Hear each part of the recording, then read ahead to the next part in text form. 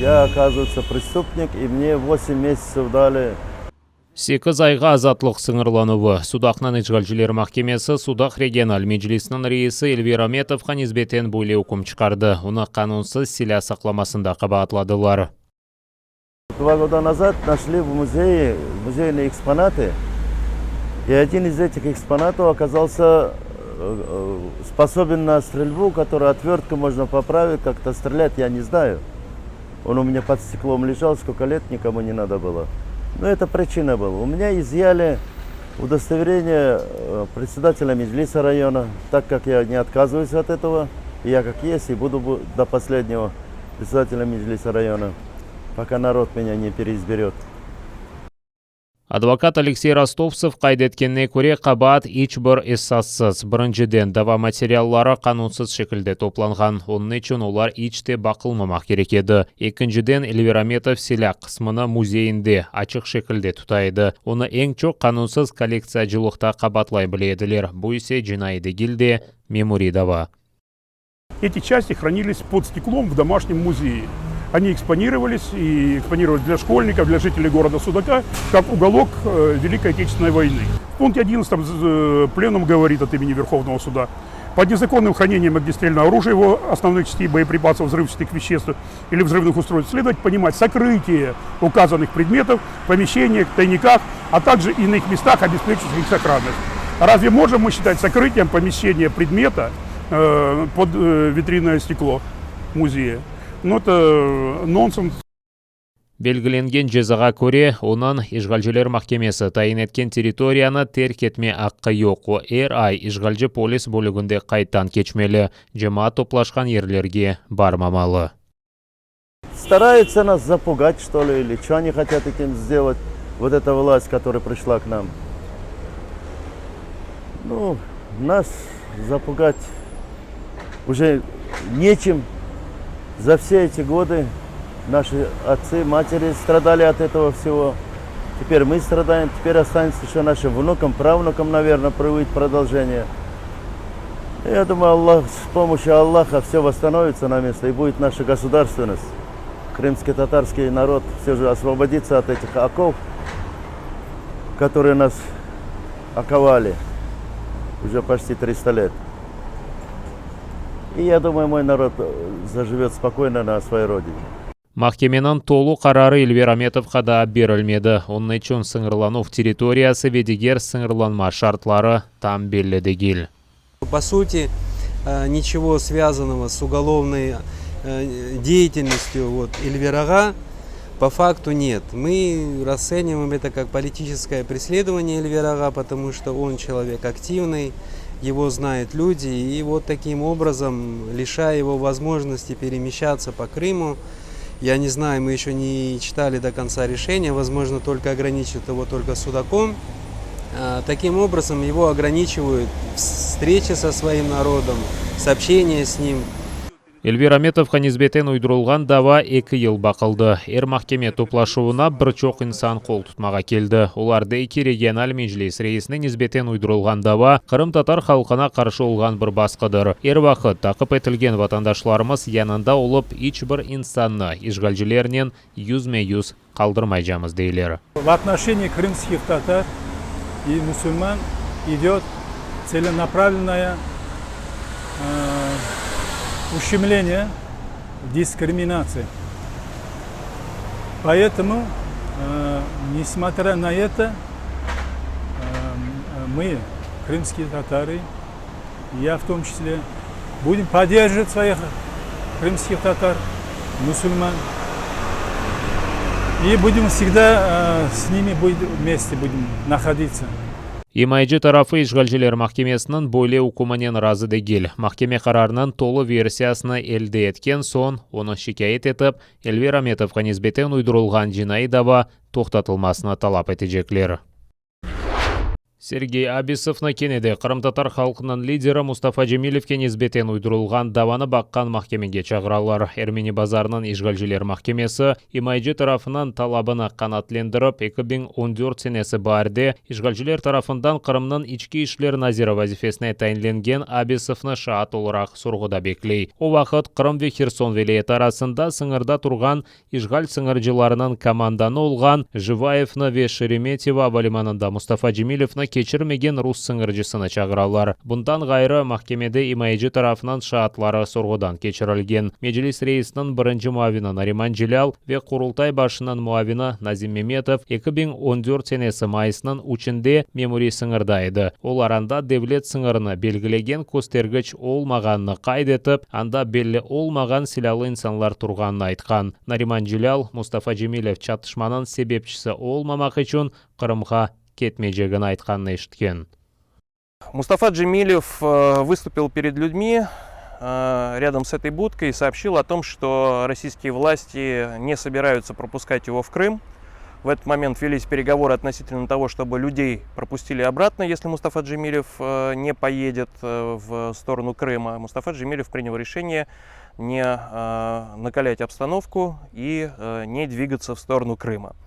После этого люди начали выходить обратно. К тому моменту шеренга усилилась приехавшими на 2 военных грузовиках силовиками. Кроме того, были представители так называемой самообороны, которые были вооружены цепями, палками и иными предметами, которыми можно нанести увечья. Кечкен сене апрелінің 13-інде ишгалжилер Мустафа Джемилевны қанунсыз шекілді силя сақламасында, арби едеклерінің қанунсыз алынмасында ве Руси девлет сыңырына қанунсыз кечмесінде қабатлады. Сөз Қырым-татар халқының лидері 2014 сенесі майысының учінде Херсон вилаетінден Қырымға қайтма интылуы аққында кете. О вақыт оны қаршыламақ үшін бинглерже Қырым-татары чыққанына бақмадан ишгалжилер оны ярамадаға кечірмеді. Ишгалжилер Красногоровканын арби олмаған маллеріні үжім еткен. Донец вилаетінде есе 56 яшындаки ерлі сәкин яраланған. Бұны бірлешкен құветлер операциясының шабында білдірелер. МТ-12 адлы танқа қаршы топларнен мескун маллеріні үжім еткенде Схидна соқағанда чоқ қатлы евде бір квартираға зарар кетірілген. Ерлі сәкинлерінің сөздеріне көре ишгалжилер женгтінің ilk yıllarında тамам bu evlerini үжім еткен. Бұндан ғайры кечкен күн дұшман атышлары нәтижесінде Украина аскері яраланған. Шымды хастаханеде оның алы тұрғындыр. Ишгалжилер артиллерия системалары, ағыр майынлар ве башқа силянен атеш ачқан. Украина арбилері оларға қаршылық көстерген. Станом на 7 годину ранку 5 серпня зафіксоване одне порушення режиму припинення вогню. Біля Авдіївки російсько-окупаційні війська відкривали вогонь з ручних протитанкових гранатометів і великокаліберних кулеметів. За поточну добу бойових втрат серед наших захисників немає. На обстріли російсько-окупаційних військ українські військові відкривали вогонь у відповідь. Украинаға қаршы женклешкенге 10 yıllık апыс мұддеті белгіленді. Донец вилаетіні ишгал еткенлерден бірі Украина территориясынан бүтінлігіне қаст ету ве террористик фаалиетте иштирак еткені үшін махкум етілді. Украина телекөслік қызметінің малыматына көре, о Украин ордусына қаршы силянен шықты. Ишгалжилер аскері майыс айында Украина телекөслігінің жасуслыққа қаршы бөлігінің хадимлері тарафындан тұтылған. Махсус қызметшілер қайдеткеніне көре, мабус Украина силялы құбетлері қанда малумат топла екен. Ишгал етілген Қырымдан Украинаның сербез территориясынан чықмақ үшін бедава антиген тест тапшырмақ керек. Мемори сыңырдан кечменің яңа қайделері көрсетілді деп білдіре девлет сыңыр қызметі. Ич олмағанда вакцинаның бір дозасын алған гражданларға тест тапшырмақ керек мей. Ковид белгіленсе, инсан 10 күнлік самоизоляцияда bulunmalı. 72 сааттан сон вдома адлы программаны ишке түшірмек керектір. Ама истисналар да бар. Чағына етмегенлер, ЗНО иштиракчылары Украинаның али оқуф юртларына кірген абитуриентлер ве абитуриентлеріні озғарған инсанлар изоляцияда отырмамалы. На КПВВ «Каланчак» пункт тестування облаштований в приміщенні ЦНАПу, Центру надання адміністративних послуг. Вони працюють з понеділка по п'ятницю з 9 до 3 годин дня. У вихідні та святкові дні можна зробити такий тест у приміщенні Каланчацької лікарні. Тестування таке безкоштовне.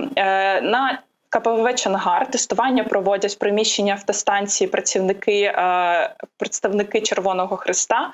І таке тестування проводиться з понеділка по п'ятницю з 8 до 4 дня. Сейчас в наличии по факту на территории Херсонской области есть 35 тысяч тестов для тестирования людей, которые выезжают через админ-границу. В ближайшее время, по информации Департамента здравоохранения, они ожидают пополнения этих фондов. Поэтому говорить о том, что какие-то проблемы в том, что недостаточно обеспечены тестированием эти пункты, сейчас не приходится. Ишғал етілген Қырым ве Херсон велеті арасында мемури сыңырдан кечкенлерінің сайысы эксілді деп білдіре Девлет сыңыр қызметі. Андай саплағанларына көре елінің башындан башлап 296 bin инсан ве 37 bin араба мемури сыңырдан кечкен. Бұда кечкен сенінің ilk ярым елына көре 25%-ға аздыр. Бүйік Британияда карантин сыңырланмалары емшатыла. Вакцинаның 2 дозасын алған туристер үшін 10 күнлік карантин лягу етілі. Бұны берабер Франкистандан қайтқан британиялылар үшін де. У Франції різко скоротилася кількість випадків зараження бета-штамом коронавірусу. Також цей варіант вже краще вивчили. Це означає, що Францію можна безпечно включити в той же список, що й багато інших країн. Це дозволить спростити правила. Июльнің ортасында Франкистанға сары статус берілген. Фақат дельта штам тарқалмасы себебінден оны сары плюс статусқа деңіштірділер. Яғни атта вакцинаның 2 дозасын алған сияхатшылар Бірлешкен Қаралыққа кіріп карантинде болуынмақ керек еділер. Августның 8-інде бұқайды лягу етілмелі. Франкистан кенеде сары статусқа кечірілі. Бұнен берабер Австрия, Алмания, Словения, Словакия, Латвия, Романия ве Норвегияның статусы деңіштірілежек. Оларға ешіл статус берілі. Бұл мемлекетлерден келген инсанлар вакцинаның 1 дозасын алса біле самоизоляцияда отырмамалы. Бұндан ғайры Индистан, Бірлешкен Араб Емірліктері, Бахрейн ве Катарының қырмызы статусы сары статусқа деңіштірілежек.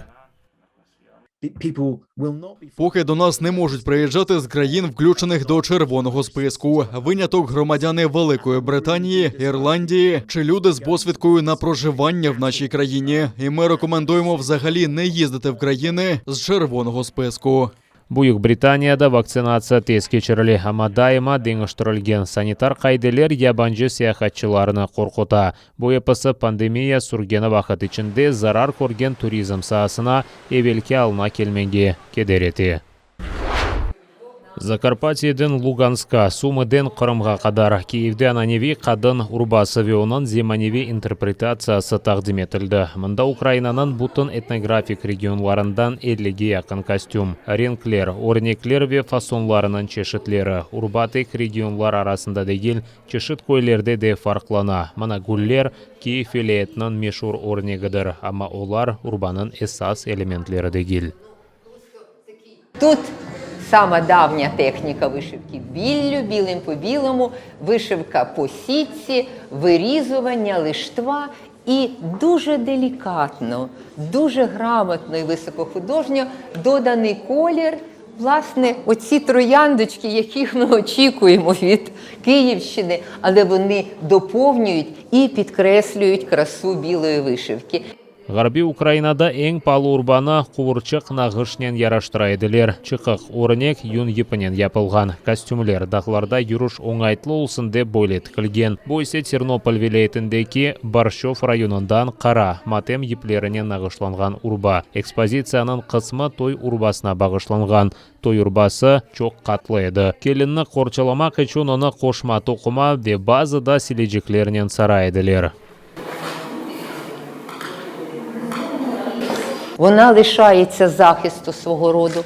І тому сама вразлива дівчина, саме в момент весілля, вона не набула ще підтримки роду молодого, вона ще не створила родину, але вона вже позбулася оцього одвічного захисту, берегиня роду, її роду. Герданлық бөле киімнің ең қиметлі елементі еді. Наприклад, моя бабуся, коли виходила заміж, то її батько, це вже мій прадід, продав 2 волів, щоб купити коралове намисто 7 низок і з бурштину. Сергіде Луганск, Донецк вилайеті сакенлері ве Қырым татарларының аненеви урбасы тақдим етілген. Экспозицияны августың 25-не қадар Тарас Шевченко адына Милли музейіне барып бақмақ мүмкін. Сары мавы ве алтын тамғалы көк байрақлар Қырым татар милли күреші бойынша ярыш ғалібіне берілежек құшақны яраштыра. Пьедесталға шыққанлар есе күреш федерациясының медаллерінен мұқафатландырылacak. Халқара ярышы августың 8-інде Киевде Венета спорт адлы спорт салонында кечірілежек. Ярышларда Украинаның чешет регионларындан, айрыжа ишғал етілген Қырымдан Балабан тақым, Романия, Туркия ве Туркменистандан келген күрешчілер иштирак етежек. Ярыш тамыр халқлар күніне бағышланған, ярышқа кіріш сербест олacak. Бұнен бері АТР телеканалында жанлыда сейретмек мүмкін.